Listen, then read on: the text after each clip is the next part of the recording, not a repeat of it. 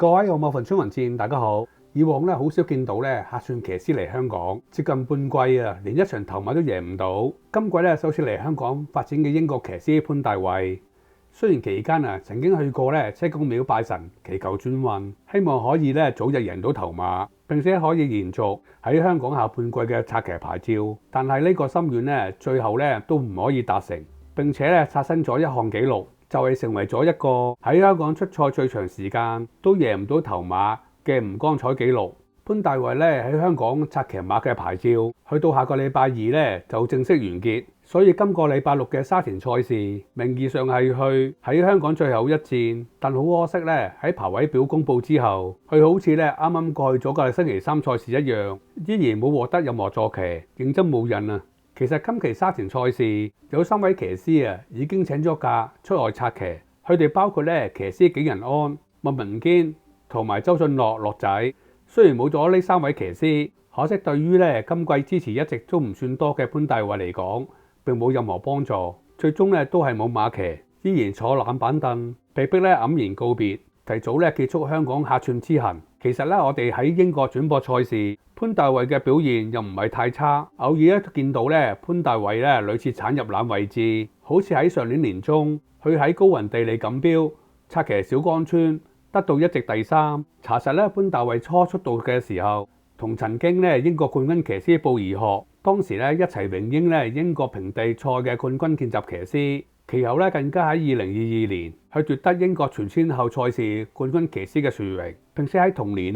榮膺威爾士平地賽事嘅最佳騎師。睇背景同埋過往成績佢一啲都唔差。但潘大衛嚟咗香港之後，連一場頭馬都贏唔到，最終黯然離開香港。我諗好多人包括佢自己都估唔到啊。所以對於外來嚟香港客串嘅騎師，有啲好容易揾錢，好似景仁安同埋麥文堅。但有啲騎師就啱啱相反，唔好講交出頭馬，甚至乎揾匹好馬騎都難，真係同人唔同命啊。OK， 講翻嚟緊嘅2月14號星期六沙田日馬賽事，今次只係跑10場賽事，梗係啦，嗰日係情人節，馬會都好識做，早啲完場，放啲馬迷同佢啲情人慶祝下。如果唔係，搞到啲馬迷同佢啲情人鬧交，咁就唔好啦。今次10場賽事之中，包括百草以嚟，頭場嘅開跑時間係晏晝12點45分。至於今次賽事跑道都會 C+3 跑道，呢條沙田 C+3 跑道係屬於最狹窄嘅跑道，闊度只得18.3米。原則上呢條跑道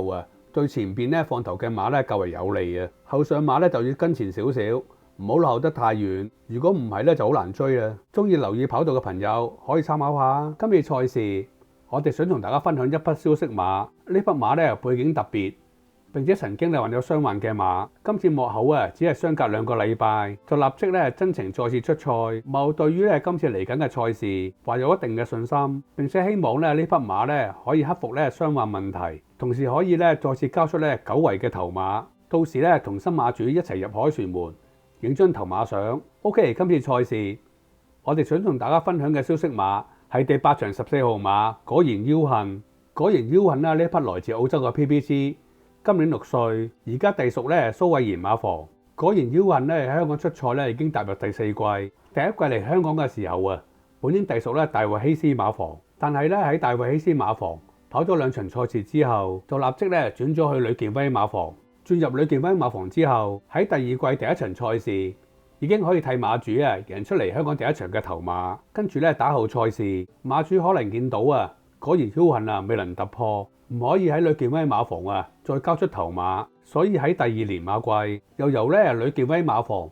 轉咗去廖康銘馬房。但好奇怪喺廖康銘馬房先頭只係跑咗2場冇乜表現嘅賽事之後，馬主又將果然僥倖再轉咗去蘇偉賢馬房。馬匹轉咗去蘇偉賢馬房之後，同上次賽事足足相隔咗4個月嘅時間，馬匹只可以首次代表蘇偉賢馬房出賽。但好可惜跑完呢場賽事之後，馬匹賽後第2日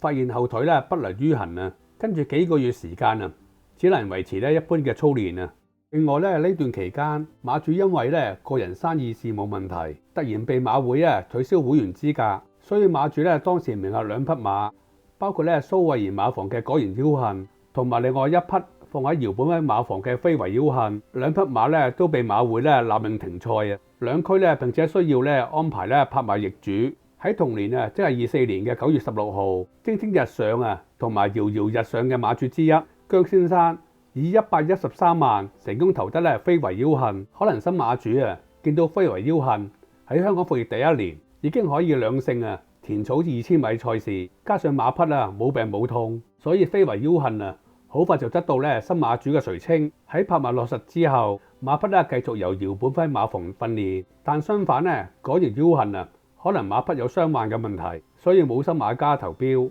直至喺第2個月，即係24年嘅10月份，馬匹咧重新咧公開競投，最終新馬主啊只係用咗咧8888元投得果然邀幸。拍賣完成之後，馬匹仍然啊繼續放喺咧蘇慧賢馬房。有啲嘢咧唔到你唔信，有時馬主同埋馬匹嘅運氣啊真係互相影響，令到馬匹啊有唔同嘅表現啊。非維邀幸、果然邀幸呢兩匹嘅拍賣馬，以前未轉咧新馬主嘅時候，都有一段幾長時間未能勝出頭馬。但係馬匹咧揾咗新馬主之後，竟然有咧脫胎換骨嘅表現啊！真係咧唔到你唔信。好似咧放喺姚本輝馬房嘅非維邀幸，轉咗新馬主之後，先後咧出賽6場賽事，已經攞到咧2冠1亞成績，攞到獎金啊已經高達咧360幾萬啊！如果只係計算啊馬匹嘅拍賣價錢，當時咧新馬主用咗咧1萬多啲，而家已經有250萬嘅帳面利潤啦。對於新馬主梗係非常開心啦，又有錢賺，又可以有2次拉頭馬嘅機會。真係開心都嚟唔切啦！另外放喺咧蘇慧賢馬房嘅果然邀幸，相隔10個月之後，終於喺今個月2月1號轉咗新馬主之後，首次上陣。呢場9-1復出嘅賽事，配騎師紀仁安。當時報跑咧沙田1200米賽事，賽前咧我哋都收到一啲消息，所以我哋都有投注咧果然邀幸嘅位置。結果咧果然邀幸只係同呢場頭馬相距咧只係4/3馬位距離，得到一席第2。雖然咧唔可以立一勝出頭馬，但係呢場嘅第2名都可以獲得咧183750蚊嘅獎金。如果只計馬匹啊8888蚊嘅拍賣價錢，未計咧其他養馬嘅開支，呢場賽事啊已經替新馬主啊回晒本兼有錢賺啊！果然邀幸啊跑完呢場賽事之後，喺操練方面啊已經好快復課，可以反映到啊呢匹曾經有傷患嘅馬應該已經完全康復。由於馬房啊希望果然邀幸啊可以再次交出好表現，所以短時間啊立不替馬匹啊挑戰高一班嘅賽事，同時咧由上次1200米真情改跑咧今次1400米賽事，目的只係一個，就係希望可以學到咧果然邀幸以前嘅同主馬非維邀幸一樣，可以盡快咧交出頭馬，同馬主啊可以喺凱旋門啊影張頭馬相。由於咧果然邀幸上次嘅騎師啊紀仁安啦唔喺香港，所以今次由騎師啊班德里策騎。其實咧班德里同練馬師啊蘇慧賢今季嘅合作咧都好好。今季咧大家合作20場賽事，當中攞到咧2冠3亞3季成績，合作嘅上名率啊都有40%，呢個數字啊都屬於偏高。另外練馬師啊蘇慧賢啊已經整整1個月咧冇勝出頭馬，上次交出嘅頭馬已經相隔咗咧10個賽馬日之前出現啊。嚟緊嘅星期6賽事，希望果然邀幸呢匹馬可以交出好成績，同新馬主啊再有交代，咁啊最好不過啦。OK， 多謝大家收睇，希望咧如果中意呢條片嘅朋友可以俾個 like 我啦。另外咧，如果未訂閱我呢個頻道嘅，希望可以得到你嘅訂閱啦。多謝大家嘅支持，拜拜。